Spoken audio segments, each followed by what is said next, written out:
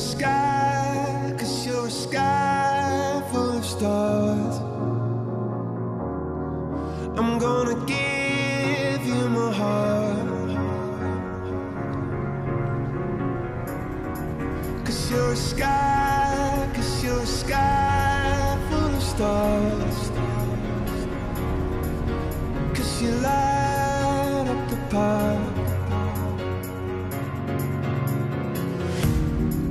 I don't care, go on and tear me apart. I don't care if you do.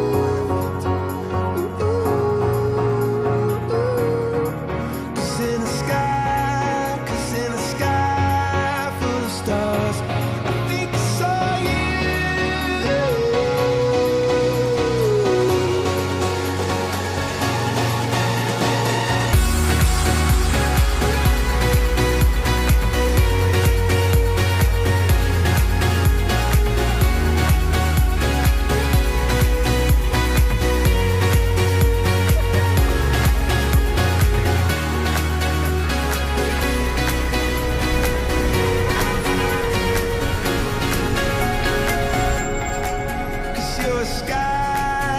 You're a sky full of stars. I wanna die in your arms.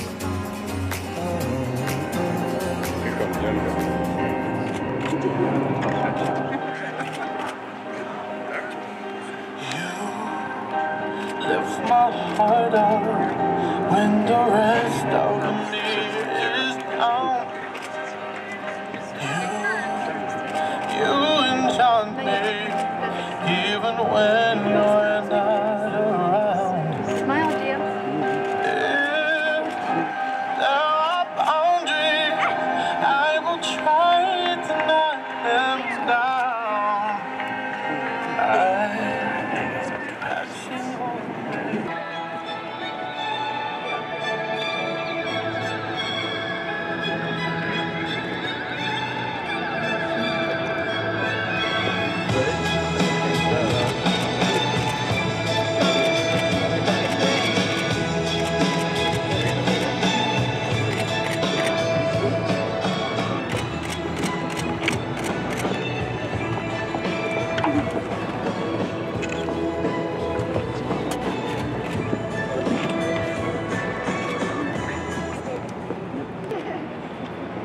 Now, on behalf of Jessica and Gregory and their families, I'd like to welcome all of you here today.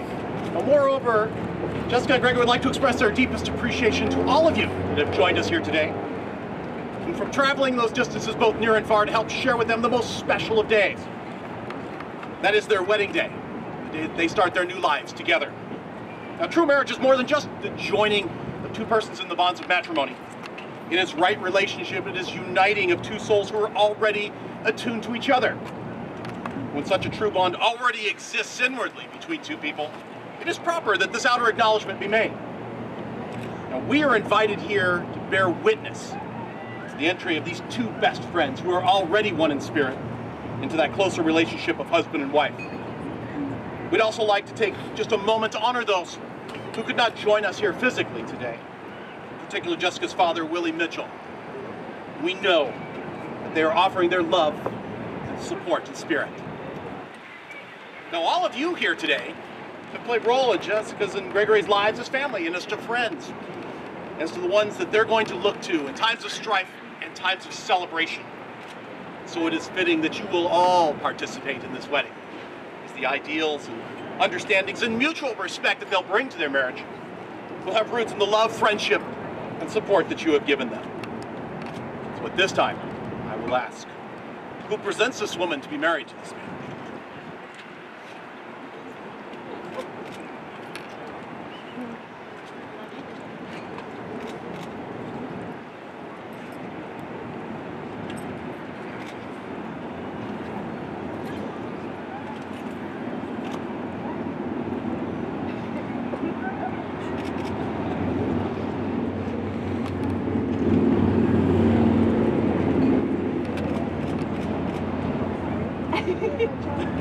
Ladies and gentlemen, you may be seated. Of course, the importance we mark these happy transitions in our lives. Now, Gregory and Jessica would like me to make sure that you know that they are so happy that you're here to share this special moment with them. Now, most of you have known them for several years because you're the ones that have supported them and known them so well. It's only fitting that you're the ones to be here to help share in this once-in-a-lifetime moment. Now, it's no mistake that they have chosen you to help share and revel in their new commitment together as husband and wife. Now, the mood of this wedding is one of festivity and well-being. You're here to celebrate your good fortune, how wonderful it is that you two were brought together, how right it feels to love one another. It truly was meant to be. Now today, you will embark on another journey with each other. Soon you're to share some symbolic vows. Now these vows are just a way of saying to one another, and all those things that we hoped, that we dreamed, that we promised, well, I meant every word. Now, I'm going to ask you to look at one another at this, just remember this moment in time. You see, before this moment, you've been many things to each other. You've been an acquaintance, a friend, a companion, even a teacher, for I'm sure you've learned much from each other. Now you're going to say a few words that are going to take you across one of those thresholds of life, and things will never quite be the same between you. You see, for after these vows, you shall say to the world, this is my husband, and this is my wife. Now, countless people throughout time have written about love, discuss the relationships, and they want to offer their keen insight. And today I'd like to share just one of these thoughts. One written by what you might think is a pretty unlikely source on the topic of love. And that's Albert Einstein. Now this is what he said. He said, gravitation cannot be held responsible for people falling in love. He says, how on earth can you explain in terms of chemistry and physics so important a biological phenomenon as first love? Well, he said, put your hand on a stove for a minute and it feels like an hour. But sit with that special girl for an hour and it seems like a minute. That's relativity, he said. Now, it's in all of our hopes that you may always need each other, and not so much to help fill any emptiness, but help you know the fullness the two of you already possess. That you may want one another, but not out of lack.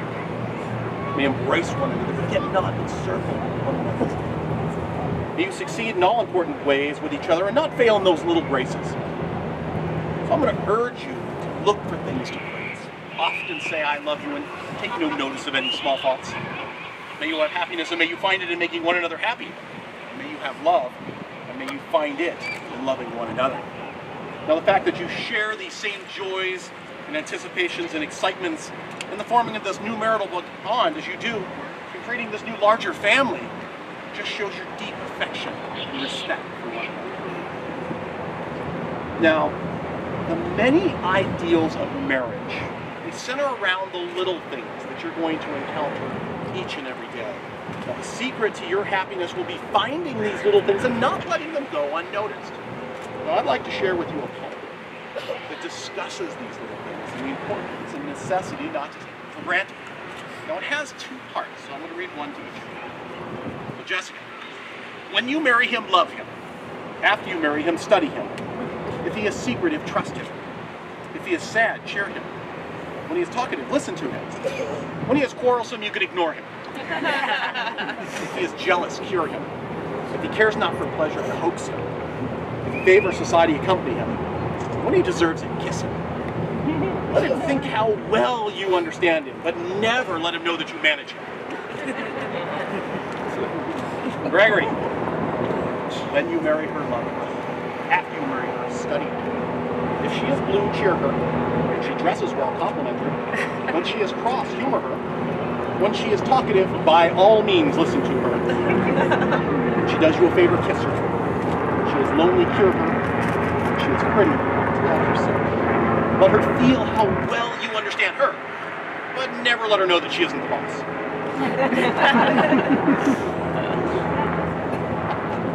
Now, I have to tell you that one of my favorite parts about putting a ceremony together is meeting with the bride and groom and hearing their story, how it is that we all ended up here today. Now, I love hearing about how their relationship got started and how it grew. I get to see it in their smiles and in their faces, and I get to share just a little bit of it with you. Now, you see, I gave Greg and Jessica some homework. and ask them to tell me a little bit about their feelings that they have for each other. Now, Greg shared with me his first impression of Jessica. His answer, I have to see, was fantastic. He said immediately she had his full attention. By her own admission, she didn't say much about Greg at first. She was very impressed with his cooking, of course, and was also so excited to see what was coming out of the kitchenette. Now, Greg went that extra mile and sought out her number from their friends and went and asked her out on a date, which she was flattered by, that he would make that effort to contact her. Now, in Greg's memory, their first date couldn't have gone better. He said he felt it right when they started the date, because the first test went really well. Anna Soli, Jessica's dog, gave him the paws up. Now, Jessica shared that she was very excited about the date, but in reality, it almost seemed like a blind date, because she'd not really spent much time with him when they first met. And after she'd accepted his offer for dinner, she realized she really wasn't sure what he looked like. So even though he told me when he came to the door, she had to look through the people just to remember. Needless to say, she was pleased. So the first date was 3 hours long.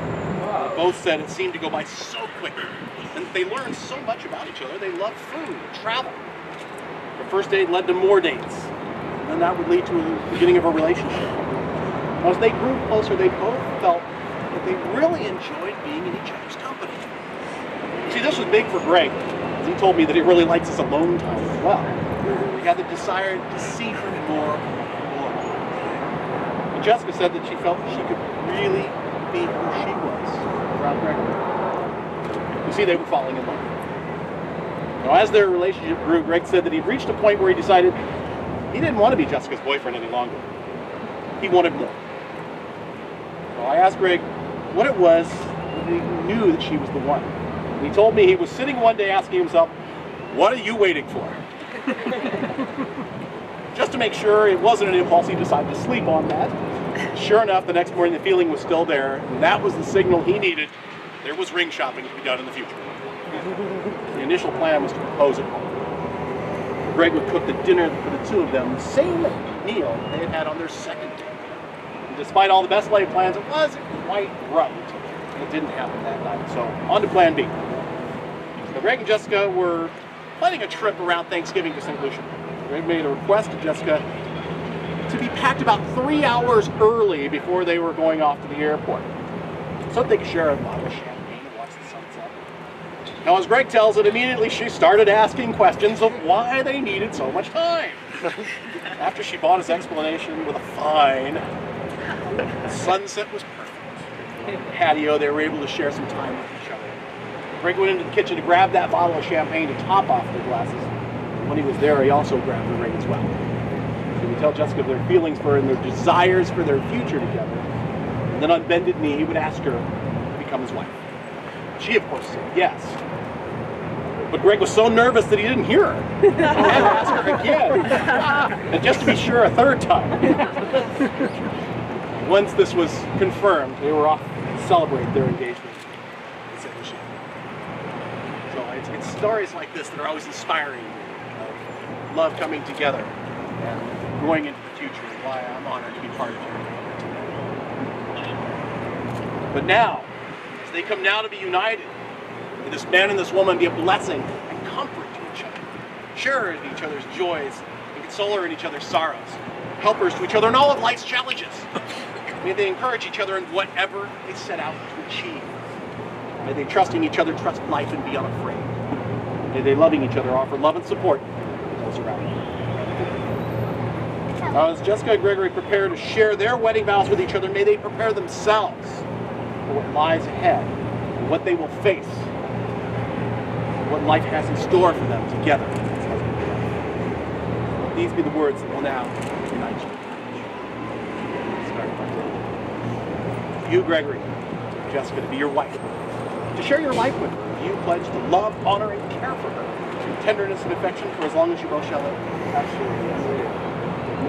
And to you, Jessica, be Gregory to be your husband, to share your life with him. And do you pledge to love, honor, and care for him, through tenderness and affection for as long as you both shall live. Now to all of you, Gregory and Jessica's family and friends who are joined with us here today, Will you, today and always, offer your support to help strengthen their marriage by upholding both Gregory and Jessica with your love, guidance, wisdom, and encouragement? Yes, we will. Perfect, you beat me to the punch. Well, at this time, our bride and groom have chosen to select some time to say their vows to each other. So, let's go.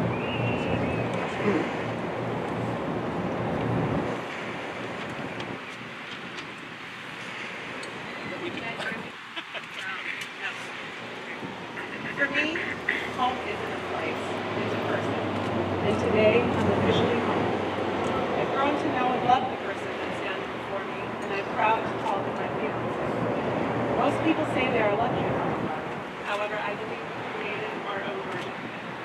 It's not perfect, yet it's more fulfilling than I ever imagined. Over the past 7 years, we have shared happy moments and moments of sorrow. We've traveled to new places, experienced different cultures. We've gotten lost and somehow found our way. No matter what lies ahead, we managed to figure it out together.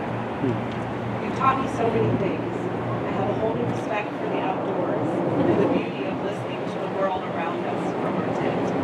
You've shared your love of culinary arts with me and expanded my knowledge of food. You humor me virtually every day, and your laugh is contagious. I'm sure everyone here would agree. You're one of the most intelligent, hardest working, passionate individuals I know. That, to me, is the definition of attractive. When I'm happy, you join in my excitement. When a situation calls for compromise or sacrifice, you graciously accept the change. A true partner, in my opinion, has patience beyond belief, the ability to listen without judgment, and can genuinely provide encouragement. You've done all that for me, and because of your commitment to our relationship, you've become part of my family. Life has no limit when I'm with you. Today, I promise to love you until the day I take my last breath.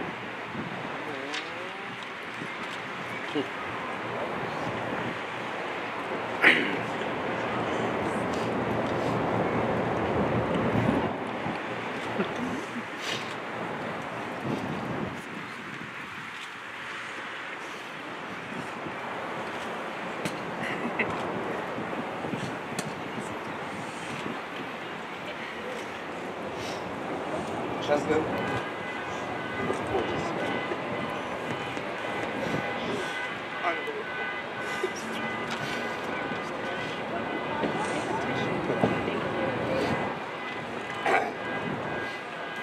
All the stars that shine, all the stars that shine, they shine for you. All the sun that shines, it shines for you. All that I do it for you, and I will continue to do for you. But one thing that I ask from you is to never change. You're a smart, strong woman, my best friend. Most of all, you're my everything. I understand that I need to take part in this journey that we are about to venture on as man and wife. And that's why I stand here in front of you today. I promise to respect you as a whole person, with your own interests, desires, and needs, and I realize that those are sometimes different, but nonetheless important than my own. I promise to feed you when you're hungry, and even when you're not. I promise to love you for the eternity, respect you, protect you, and be faithful to you. Jessica, at this point, you and I, so that feels hard.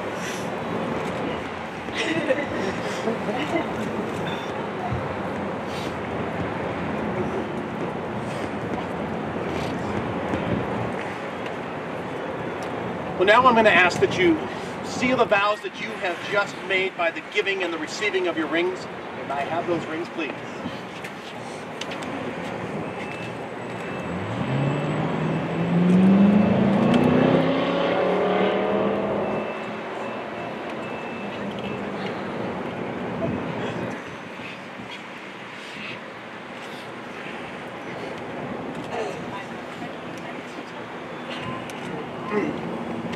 Now your beautiful rings remind you that they're symbolic of this never-ending love and devoted friendship that you have with each other.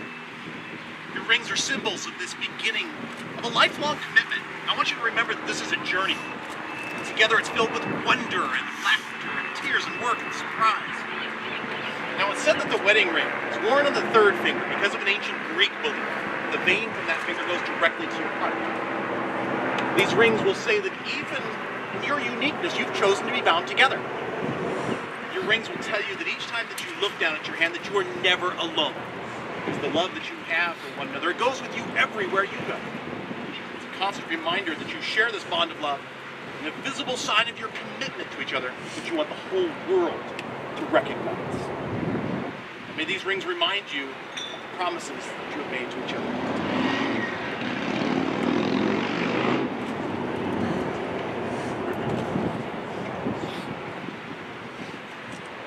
Please repeat after me. I give you this ring. Wear it with love and joy. As this ring has no end, neither shall my love for you. I choose you to be my wife. Today, tomorrow, and always.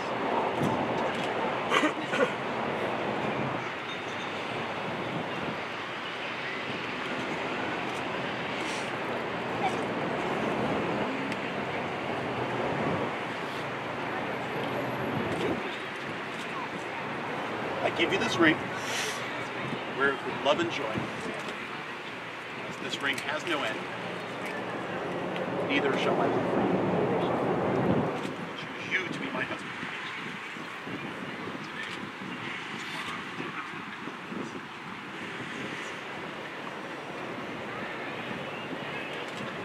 Well, now that you have exchanged your wedding vows and you've given symbols of these commitment to each other, I want you to remember that love is what matters. Love will prevail. It is the love that you feel for one another that will be the answer to all of your difficulties. Love is going to be stronger than any changes, any conflicts that might arise. Love is going to be that miracle, always inviting you to learn, to blossom, to expand. And it is the love that you are celebrating, embodying, and radiating on this special day that you must always return. I'd like to take just a moment to give you a small reminder of what this partnership you have created is going to provide for your future. A home that's very fitting for the two of you as you look forward to your time together. The focus of this is your hands. I'd like to ask you to please look down at each other's hands at this time as I read this to you. Now these are the hands of your best friend. They're holding yours on your wedding day as you promise to love each other today, tomorrow, and forever. These are the hands that will work alongside yours as together you build your future. You laugh and cry and share your innermost secrets and dreams. These are the hands that will passionately love you and cherish you through the years for a lifetime of happiness. These are the hands that will comfort you when you are sick or console you when you are grieving. These are the hands that will give you support as you encourage each other to chase down your dreams. Together as a team, everything you wish for can be realized. And lastly, these are the hands that even when wrinkled in age will still be reaching for yours, still giving you that unspoken tenderness with just a touch. Now it's my honor to charge you with your new commitment to each other. I trust that you will always return to the joy and happiness that you're feeling on this day when life presents you those days that are not quite as gratifying as this. I offer you this advice to help you understand the essence of your relationship, and that is to always remember that if you have love in your life, can make up for a great many things that you lack. However, if you don't have it, no matter how much it is, there'll never be enough. To remember that happiness is not having what you wanted, but wanting what you want. Gregory and Jessica, our best wishes go forward with you from this day. We all wish for you a fulfilling life which is rich in caring and happiness. We wish for you that gentle and peaceful life that nurtures and comforts you.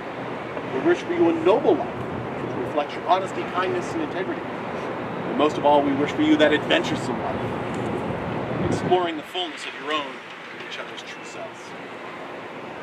Now, I have but one final piece of advice for you on this day, and that is to remember that when man and woman were created, they were given the same language, but very different dictionaries.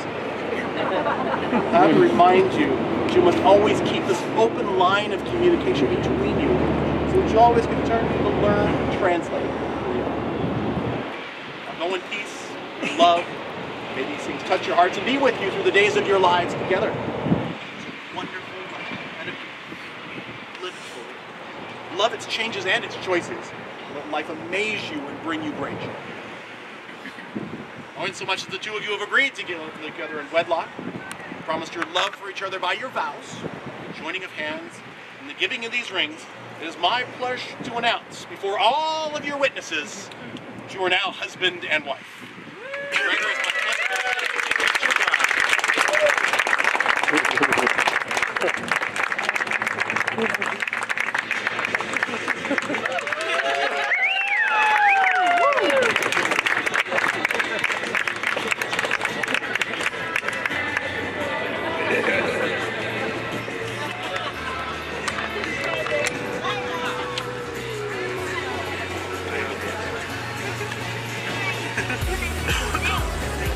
Now, ladies and gentlemen, I'd like to ask if I can have your help in helping me congratulate and introduce you all for the first time to Mr. and Mrs. Chavez.